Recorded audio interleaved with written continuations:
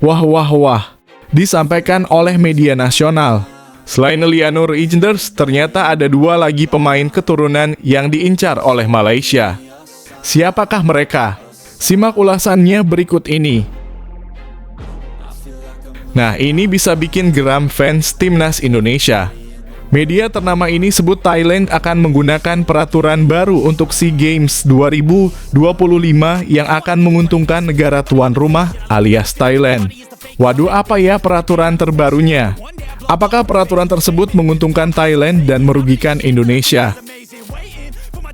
Wah wah wah, ini benar-benar mantap. Usai cetak gol ikonik saat bela Venezia semalam, Jay Itzes langsung ungkap hal ini ke media. Benar-benar bikin fans timnas Indonesia bangga. Apa yang dia ungkapkan ke publik? Simak berita lengkapnya hanya di sini.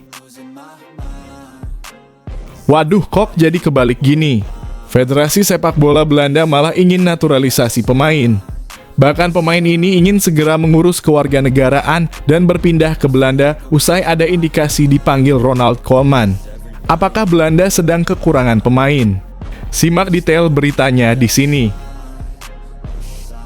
Dan Zandbergen dikaitkan masuk radar PSSI untuk dinaturalisasi dalam waktu dekat. Bahkan Zandbergen sampai bicara seperti ini ke media Belanda tentang harapannya untuk timnas Indonesia.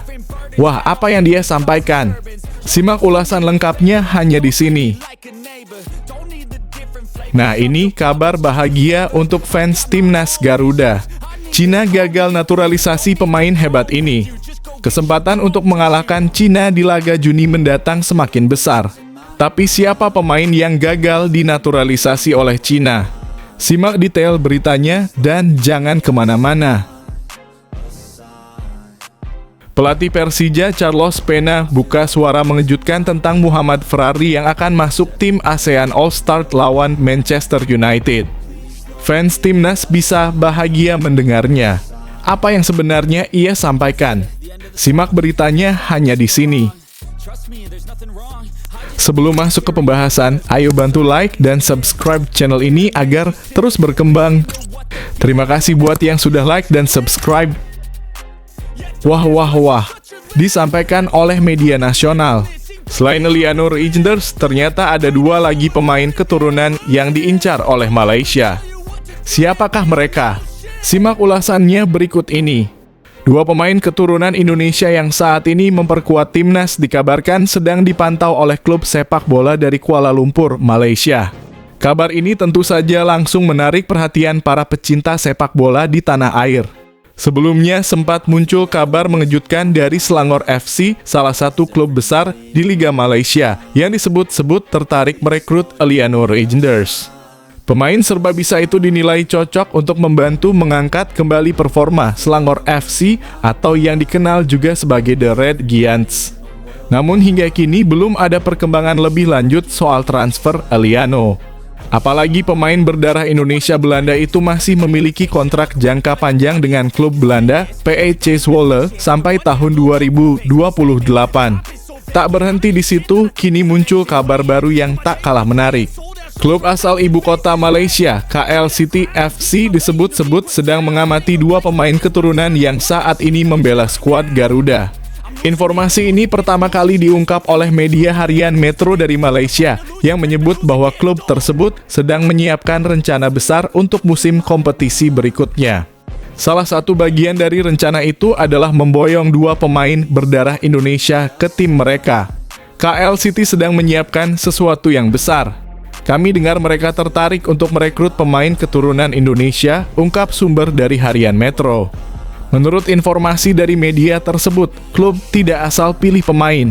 Mereka hanya mencari yang benar-benar berkualitas dan mampu memberikan kontribusi besar untuk tim.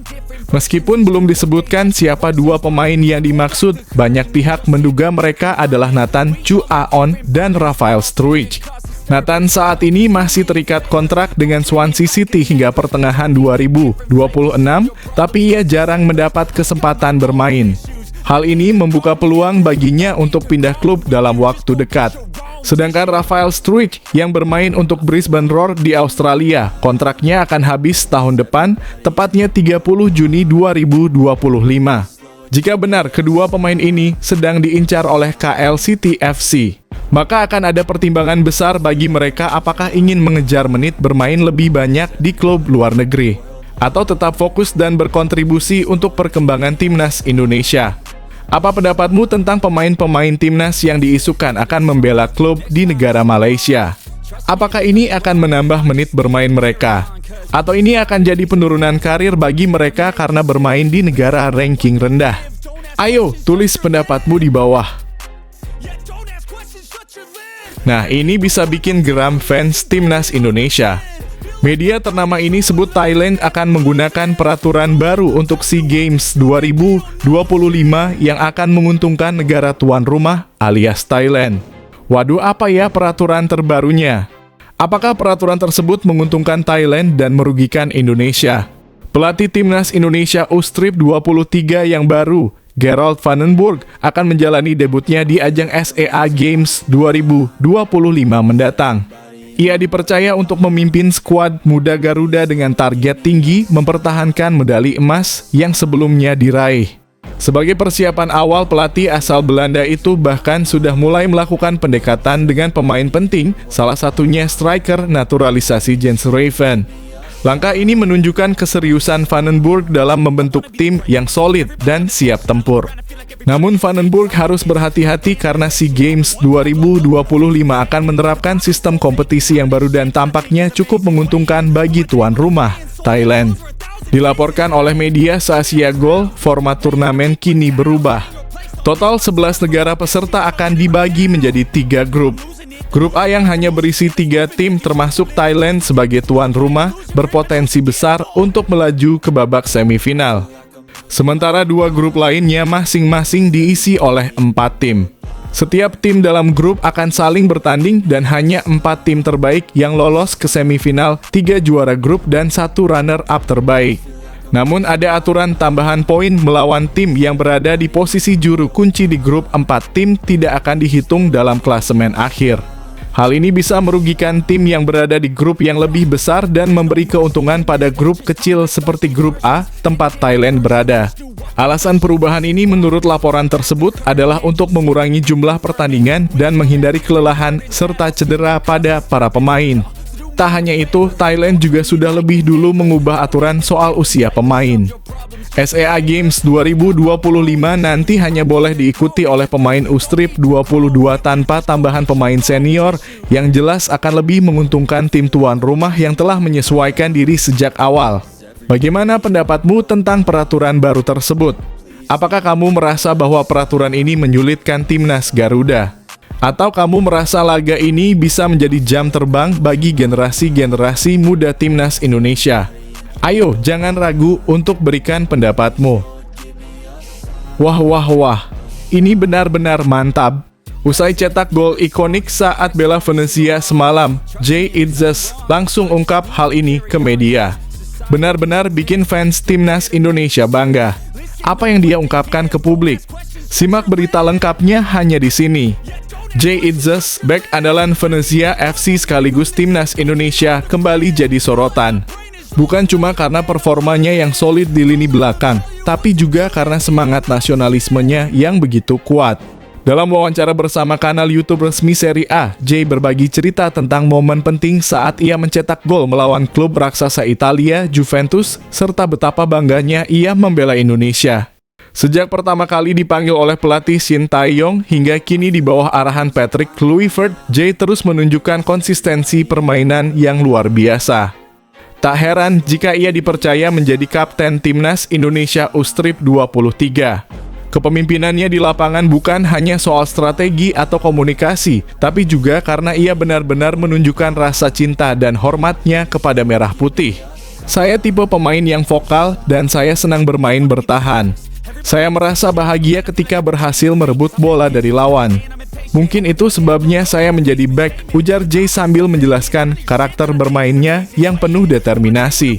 Nama Jay Itzes makin bersinar setelah ia mencatatkan sejarah sebagai pemain Indonesia pertama yang tampil dan mencetak gol di kompetisi elit Serie A Italia. Gol tersebut ia cetak saat Venezia bertandang ke markas Juventus di Allianz Stadium pada 15 Desember 2024 lalu. Gol sundulannya di menit ke-83 sempat membawa Venezia unggul 2-1 atas Juventus. Sayangnya di menit-menit akhir, Juventus mendapat penalti yang berhasil dikonversi oleh Dusan Vlahovic. Skor akhir pun berakhir imbang 2-2. Meski begitu, Jay tetap merasa sangat bangga atas pencapaiannya. Mencetak gol ke gawang Juventus adalah momen yang luar biasa. Tapi lebih dari itu, ini soal membawa nama Indonesia lebih dikenal di sepak bola Eropa, kata Jay dengan penuh semangat. Ia juga menegaskan bahwa pencapaiannya bukan sekadar untuk dirinya sendiri, tapi untuk seluruh bangsa Indonesia. Jay ingin menunjukkan bahwa pemain Indonesia juga bisa bersaing di level tertinggi jika diberi kesempatan dan bekerja keras. Saya ingin menempatkan Indonesia di peta sepak bola dunia, ujarnya tegas. Jay Itzes kini menjadi sosok inspiratif bukan hanya karena kehebatannya di lapangan, tetapi juga karena semangat juangnya membawa nama Indonesia ke dunia. Ia menjadi simbol kebangkitan pemain diaspora yang meski lahir dan besar di luar negeri, tetap mencintai tanah air dan siap berkontribusi untuk Garuda. Bagaimana pandanganmu tentang performa Jay Itzes dan rasa nasionalismenya yang tinggi terhadap Indonesia? Apakah seharusnya semua pemain lokal dan keturunan punya semangat nasional yang sama seperti Itzes? Cepat berikan pandanganmu di bawah. Waduh, kok jadi kebalik gini? Federasi Sepak Bola Belanda malah ingin naturalisasi pemain. Bahkan pemain ini ingin segera mengurus kewarganegaraan dan berpindah ke Belanda usai ada indikasi dipanggil Ronald Koeman. Apakah Belanda sedang kekurangan pemain? Simak detail beritanya di sini. Kejutan datang dari jagat sepak bola Eropa, khususnya dari negeri kincir angin. Pemain PSV Eindhoven asal Brasil Mauro Junior dikabarkan siap membela timnas Belanda apabila mendapat panggilan dari pelatih Ronald Koeman. Kabar ini pertama kali mencuat lewat laporan Voetbal Primeur yang menyebutkan bahwa sang pemain telah memenuhi syarat untuk mengajukan paspor Belanda, membuka peluang bagi dirinya untuk membela Oranje di kancah internasional. Mauro Junior yang lahir di São Paulo, Brasil pada tahun 1999 merupakan pemain yang dikenal serba bisa. Posisi utamanya adalah bek kiri, namun ia juga sering tampil sebagai gelandang serang atau bek sayap kanan berkat fleksibilitas dan kemampuan teknisnya yang tinggi. Sejak bergabung dengan PSV pada 2017, Mauro telah menjadi bagian integral dalam skuad klub Eredivisie tersebut dan menunjukkan komitmen yang tinggi terhadap sepak bola Belanda. Meskipun berdarah Brasil dan pernah memperkuat timnas Brasil U-Strip 23 hingga tahun 2020, Mauro masih berpeluang membela negara lain di level senior sesuai dengan peraturan FIFA mengenai pergantian asosiasi nasional. Apabila proses naturalisasi dan pengajuan paspor Belanda selesai, ia secara sah bisa menjadi opsi baru untuk timnas Belanda, sesuatu yang cukup langka dalam sejarah sepak bola negara tersebut. Langkah ini menuai beragam tanggapan dari penggemar dan pengamat sepak bola. Sebagian melihatnya sebagai strategi cerdas Koeman untuk memperkuat lini belakang Belanda yang dianggap belum stabil dalam beberapa tahun terakhir. Namun tidak sedikit pula yang mempertanyakan keputusan ini, bahkan menyindir Federasi Sepak Bola Belanda dalam kurung KNVB dengan komentar satir seperti @habiskah stok kalian yang viral di media sosial. Belanda memang terkenal dengan sistem pembinaan pemain muda yang kuat dengan akademi-akademi seperti Ajax, Feyenoord, dan PSV yang rutin melahirkan talenta kelas dunia. Maka keputusan untuk mengandalkan pemain naturalisasi tentu akan menjadi bahan diskusi menarik di kalangan publik dan media. Apa menurutmu tentang sikap Mauro yang ingin membela timnas Belanda? Apakah sudah saatnya Belanda juga memasuki era naturalisasi sama seperti yang dilakukan oleh Indonesia? Ayo berikan pendapatmu di kolom komentar. Dan Zandbergen dikaitkan masuk radar PSSI untuk dinaturalisasi dalam waktu dekat. Bahkan Zandbergen sampai bicara seperti ini ke media Belanda tentang harapannya untuk timnas Indonesia. Wah, apa yang dia sampaikan? Simak ulasan lengkapnya hanya di sini. Striker keturunan Indonesia yang bermain di klub Belanda V3 Venlo, Dean Zandbergen, mengungkapkan antusiasme dan rasa penasarannya terhadap peluang timnas Indonesia lolos ke Piala Dunia 2026. Menurutnya, skuad Garuda punya kans besar untuk menciptakan sejarah baru dan mengejutkan dunia. Saat ini Indonesia masih bertahan di peringkat keempat klasemen grup C pada putaran ketiga kualifikasi Piala Dunia 2026 zona Asia dengan koleksi 9 poin. Mereka hanya tertinggal 1 poin dari Arab Saudi dan 2 poin dari Australia yang duduk di posisi kedua klasemen. Dengan 2 pertandingan tersisa, nasib Indonesia memang belum sepenuhnya di tangan mereka sendiri, namun peluang tetap terbuka lebar. Kalau kita nonton pertandingannya, tentu itu juga tergantung dari hasil tim-tim lain, ujar Zandbergen, dikutip dari kanal YouTube Yusa Nugraha, Kamis (24 April 2025). Tapi jujur, saya yakin kalau mereka bisa menang di 2 pertandingan terakhir, mereka bisa lolos ke Piala Dunia. Zandbergen, pemain berpostur 188 cm yang memiliki darah Indonesia dari neneknya yang berasal dari Depok, mengaku sangat penasaran jika suatu saat bisa melihat Garuda bertarung di panggung sepak bola terbesar di dunia. Saya penasaran banget bagaimana rasanya melihat timnas Indonesia di Piala Dunia, karena saya pikir mereka bisa kasih kejutan besar, ungkapnya penuh semangat. Kalau kita lihat pemain-pemain sekarang, kualitasnya sudah jauh meningkat dan mereka bisa bersaing.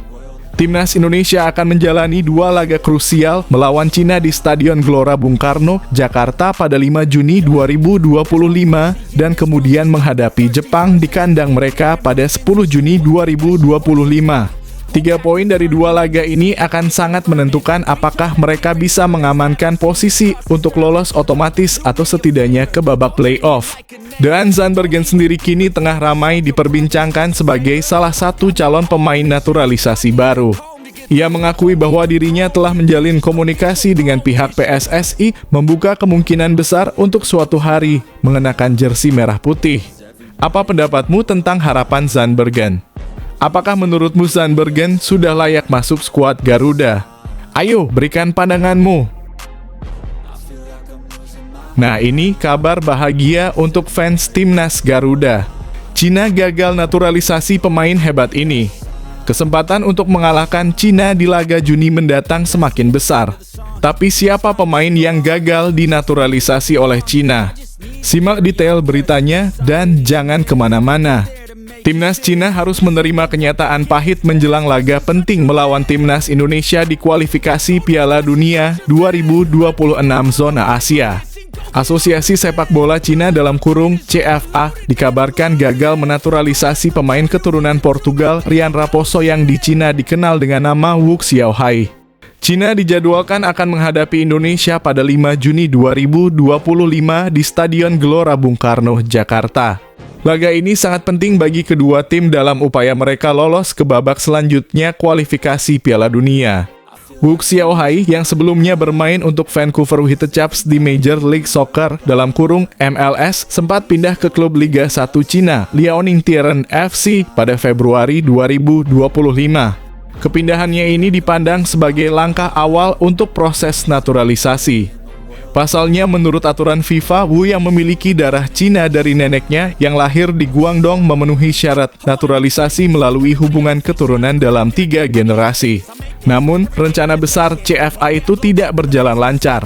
Meski awalnya menyatakan niat kuat untuk membela timnas Cina dan berkontribusi dalam perjalanan ke Piala Dunia 2026, Wu justru belum pernah dimainkan oleh Liaoning. Klub tersebut rupanya enggan menggunakan slot pemain asing untuknya karena proses naturalisasinya belum rampung. Saat penggemar masih berharap, kabar mengejutkan datang Wu Xiaohai memilih kembali ke Amerika dan bergabung dengan klub besar MLS.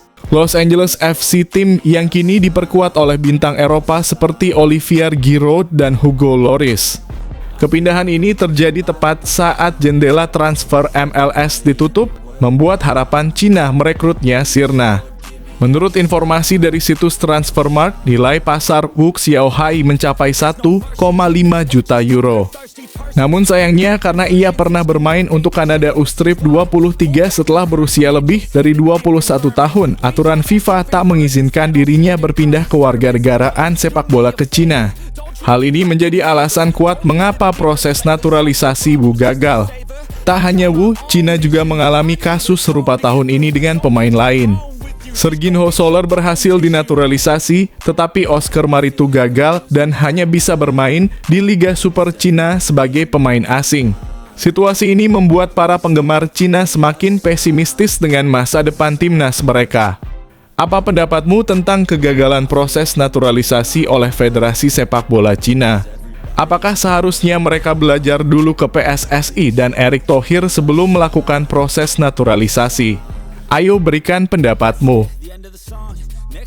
Pelatih Persija Carlos Pena buka suara mengejutkan tentang Muhammad Ferrari yang akan masuk tim ASEAN All-Star lawan Manchester United. Fans timnas bisa bahagia mendengarnya.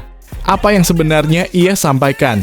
Simak beritanya hanya di sini. Bek muda Persija Jakarta Muhammad Ferrari mendapat kehormatan besar dengan dipanggil untuk memperkuat ASEAN All-Star dalam laga uji coba melawan klub raksasa Inggris Manchester United.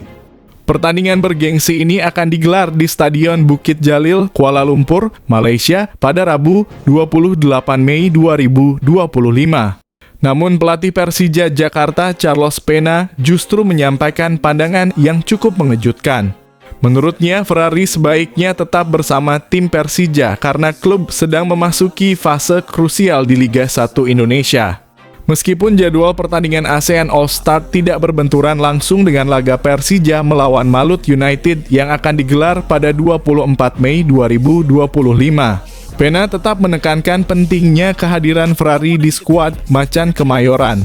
Menurut saya bermain di Liga jauh lebih penting daripada laga persahabatan, ujar Pena saat ditemui di Depok Rabu dalam kurung 23 April 2025. Persija masih punya target besar musim ini. Saya pikir lebih baik dia membantu klubnya, lanjutnya. Persija saat ini memang sedang dalam perjuangan mempertahankan posisi 4 besar di klasemen Liga 1 dengan total 47 poin. Target mereka adalah menembus zona kompetisi Asia musim depan dan hasil di laga-laga sisa akan sangat menentukan. Ferrari sendiri diprediksi akan kembali tampil saat Persija menghadapi Semen Padang pada Minggu 27 April 2025 di Stadion Pakansari, Kabupaten Bogor. Bagaimana pendapatmu tentang Carlos Pena yang enggan melepas Ferrari dari klub? Apakah sebenarnya pertandingan melawan Manchester United ini adalah pertandingan penting? Atau lebih baik jika Ferrari menjaga kebugaran dan membela klubnya? Ayo cepat tulis pendapatmu di bawah.